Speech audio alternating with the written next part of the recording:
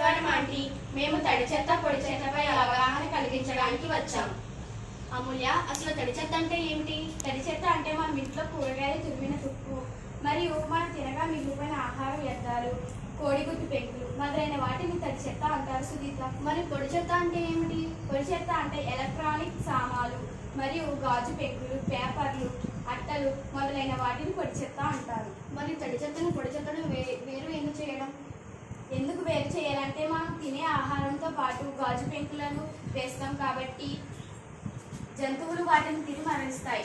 అందుకే మనం తడి చెత్తను పొడి చెత్తను వేరు చేయాలి. ఇలా చేయడం వలన పొడి చెత్తతో మనకు రీసైకిల్ చేసి కొత్త వస్తువులను తయారు చేస్తారు. అలాగే తడి చెత్తతో సేంద్రియ రసాయన ఎరువులను తయారు చేస్తారు. అందుకే మనం తడి చెత్తను పొడి చెత్తను వేరువేరుగా చేసి పారిశుద్ధ్య కార్మికులకు అందజేయాలి. మరి తడి చెత్తను ఏ బుట్ట